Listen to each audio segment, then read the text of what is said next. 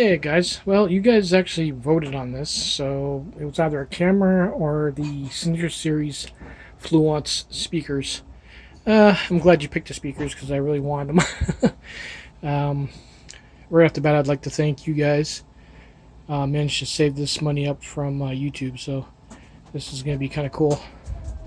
Anyway, I got to get these up 2 stories. Right off the bat, these things are heavy, so you might want to see if you have get some help from somebody if you have to take them upstairs or something like that. They're about they feel like I'm moving a small apartment-sized fridge. They're that big. Hopefully they sound as good as they look. We're gonna end up doing it. We're gonna end up opening it without damaging the boxes. I want to keep the boxes in the back in case I have to move them because of the size of them. They can get damaged quite easily. The subwoofer I picked up about a month ago, I've had really good success with that. No problems whatsoever. I'm enjoying that.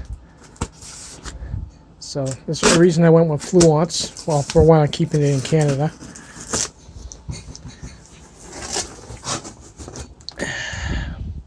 Let's let me cut the bottom. Yeah, so they ended up double boxing these babies. Triple double boxing. It's actually a good thing because there's a few dents on the box that could have been pretty bad for the speaker. But it looks pretty good here. Oh my god, these things are huge. Wow. Alright, let me get this slid out and we'll have a look at it. The reason I'm opening it from the side is to, that way I can just walk it out. It's pretty big.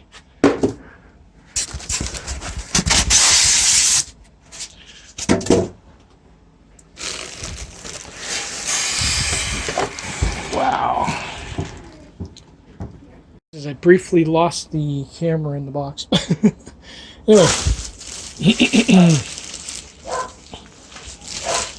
What he's barking at. We can just slip the bag off and have a look at it.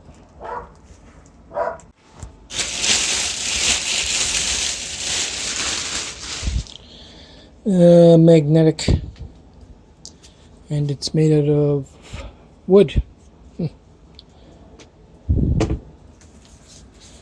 Wow, that looks awesome.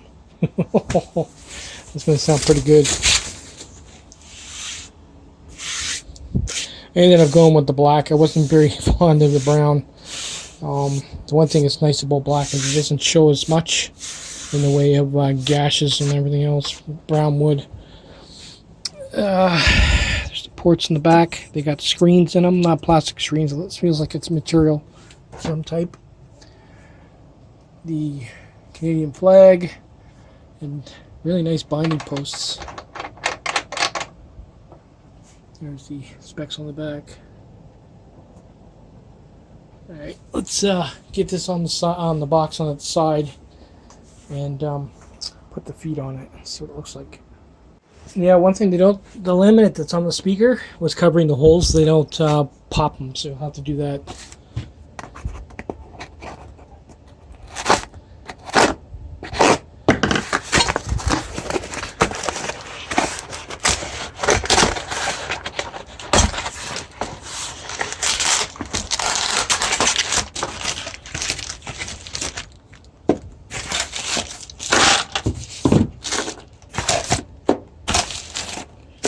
That box as well. All these will have to be opened. Okay, so this hardware actually is quite heavy. What I'm going to do is I'm going to put this hardware upstairs. There's no reason to add extra weight to this box. But as you can see, they're just star screwdrivers. They're not Allen keys or anything like that. Doesn't come with any tools. Probably wouldn't be a bad thing. And these things definitely won't damage your wood floor. They're not that pointy. So there's that. Let me clean and jerk this thing up the stairs, and we'll go from there. Sorry, it's not much of an unboxing, guys. This thing is insanely heavy. Well, it is when you're going up 3 flights of stairs. But I got them up. Man, they are huge. They look bigger in person than they do in any magazine or picture on the internet. Like, these things are huge. Sound pretty good too. Anyway, I did run into a problem. Not major. I don't know if I mentioned this before, but the holes for the mounting the plate on the bottom are very wrapped, so you're going to have to feel around to find those.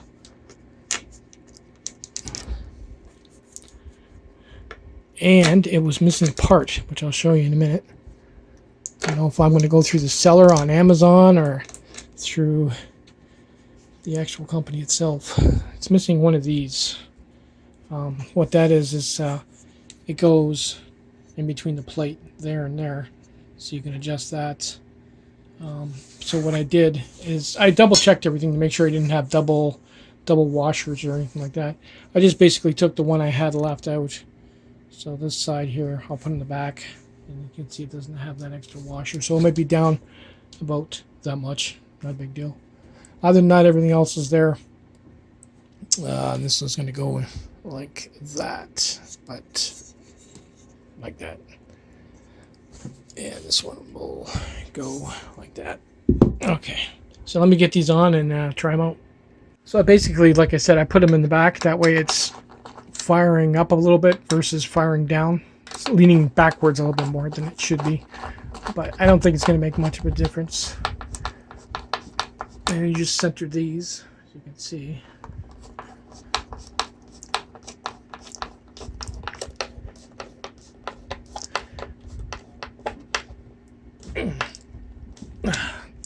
One thing I do need to pick up though is interconnects. The connectors I have don't work on these, which is a bitch. So I'm going to have to replace my connectors.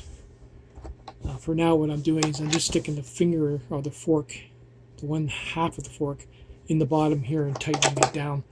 I thought these would just tighten down on my forks, like they would just slip in there like that. They don't go down far enough to catch anything. It had to be double the thickness of what I got. Get the size of those ports. And I can't get over actually on the inside they actually put a felt or a material like netting versus I've seen ones with plastic, hard plastic. It's pretty cool. I have a flashlight where I could show you, but I'll give you a close-up of the front. I don't think it's going to hurt the connectors on the bed, so. Whoa. Dog hair. Look at that. This thing is massive. What the hell?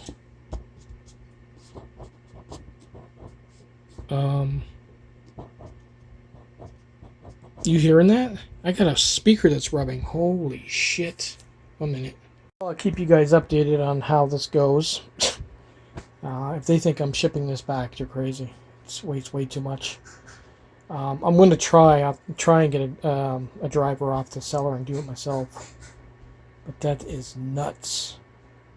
Shame on you, Fluance. I mean, there's no way that happened, and it could have happened in transit. I'm guessing maybe the magnet came loose. If it was glued to the back of the basket. Either that or the magnet literally bent the basket because it was probably the box was banged or dropped. But that's crazy. I mean, you can physically see there's something wrong because it's pushed in further than that one. But the other one's fine. Like no problem with this one. It's good. It's just this one. Wow. Crazy.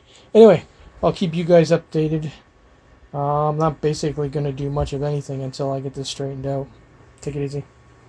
Been a fun day and a half. Stress. Arguing back and forth with the seller. Well, I mean, he hasn't argued to me yet, but I've been basically giving him shit for this. When actually, I don't think it's his fault. This is definitely a manufacturer's defect, which I managed to fix. This is what happens when you source out your speakers out to China and have them reassembled and built, and then bring them back and sell them as Canadian made. The bottom sub, this isn't the first time this has happened, because if you look at the reviews and the link I left in the description, other people have had the same problem. I managed to fix the issue with the one channel being louder than the other.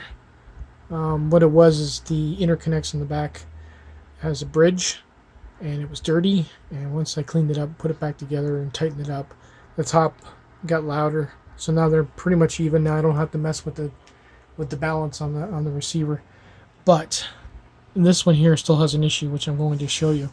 To get these rings off, they're actually pretty easy to get off. They're hot glued. You can see that huge pile there. That's pretty much all they use. You're going to take a butter knife or something flat and not sharp, stick it in there and just give it a twist, and these will literally fly off. And that's basically all it is a piece of plastic. You're going to have hot glue here, here, here, and here. You're going to make sure this is all totally clean before you try and pull that speaker out. The screws are basically, they look like drywall screws, but they're just thicker. And I can see why they use this type of screw. These speakers are thick though, they're not thin and cheap. There's the screw there. Well, give me a second to get this out, because the minute I take the last screw out, it's going to fall out. It's back heavy. So to give you an idea how thick the box is, it's pretty thick, and it does have a lot of bracing in 3 spots actually. Not too bad I can't give you a good shot of the crossover. The crossover is pretty nice, but these two subs work in series. So if there's a problem with one, the other one's not going to work either. But anyway, I'm going to show you the issue with this speaker and why it is manufacturer defect. Look at the size of that magnet in the back. That's nice. But if you look down there, let me get a light and give you a better look. As you can see, it looks like it's cut or folded there. That's an issue. The way these things were designed, you can see that seam there. They basically only bring the paper up to about there, and then they glue this piece to it. And in certain areas, it's got damage to it. Some other areas, it looks like it's someone pushed a lot of weight on here, and it just basically collapsed. I'm going to actually try and use a little shoe glue, because what you should be seeing is these little air holes all the way along there, but they're sort of buried in the spider because it's dropped down. So I'm going to try and fix it with glue. It's a rubberized glue. It should work, and give it some support, because other than that it works. But to get it unjammed from rubbing on the coil, I had to actually push on the speaker. I was trying to figure out what was going on, why it was rubbing so bad. I thought maybe if I was to twist the cage, it would stop doing it. And then I was pushing up on the cone like that, and it literally pulled the voice coil right out of the magnet, and it was jammed. And then I jiggled it, it dropped back in. When it dropped back in, it stopped rubbing. So it works fine now. But as you can see, there is defect there, so I'm going to try gluing it and see if that helps. Well, there you go, guys. It's glued. I don't blame the seller. I blame Fluance for these defects. When you see more than one defect like this in the reviews, then you know that Fluance needs to change the way they're designing their speakers. You need to start sourcing it out to China and put a little bit more detail in their work. But that's definitely a manufacturer's defect.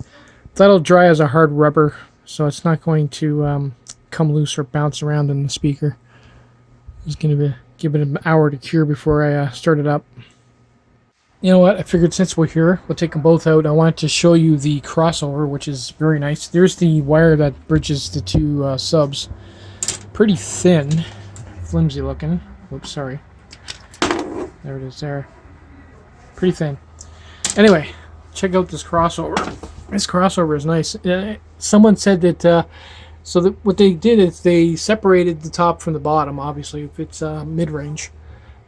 It's got more than one cross bracing in the box, which is very nice. You can see the ports down the bottom there. They're rounded off. But check out that crossover. Nice and beefy. It's big. Definitely decent crossover, that's for sure. But the only thing that sucks about it is you can't get at it unless you totally take the speaker apart. But there's no damage to it, so I'm happy about that. Anyway, if we're going to show you that, I'm going to put it together, glue the covers back on, and forget this ever happened. I just want to use them. Take it easy, guys. Well, guys, my final thoughts on this speaker. Well, like I said, one showed up with a bad driver that was a defect out of the factory. The voice coil wasn't centered, basically. Off camera, I actually had to pull the speaker apart. Had to pull the surround off and pull the cap off and center the coil in the spider, re-glue it, and then once that was dry, then I basically put glue on the outer edge of the cone and set the cap back on. And then once that dried, that was it. It hasn't rubbed since, and I've already sent it through a day of listening to music to break it in. The only issue I have is there's a split in the rubber here, as you can see, and a couple of other ones over here, because removing the surround off the basket was hard, considering it was rubber cemented or something, or some kind of a really strong adhesive. I used a good glue for it, so I know it's going to last.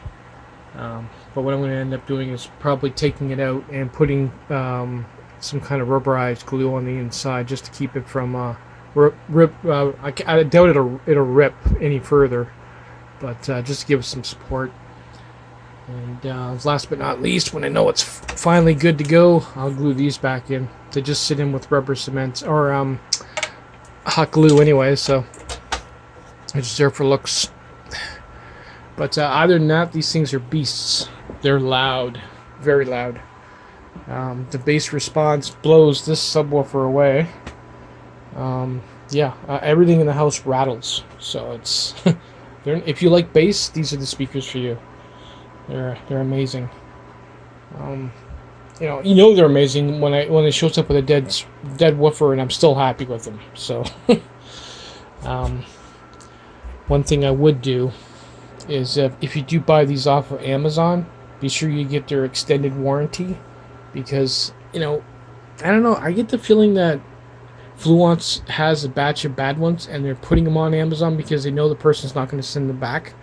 Like, these weigh as much as a small apartment-sized fridge, and no one's just going to chuck these in their car and take them back to the post office. You know what I mean?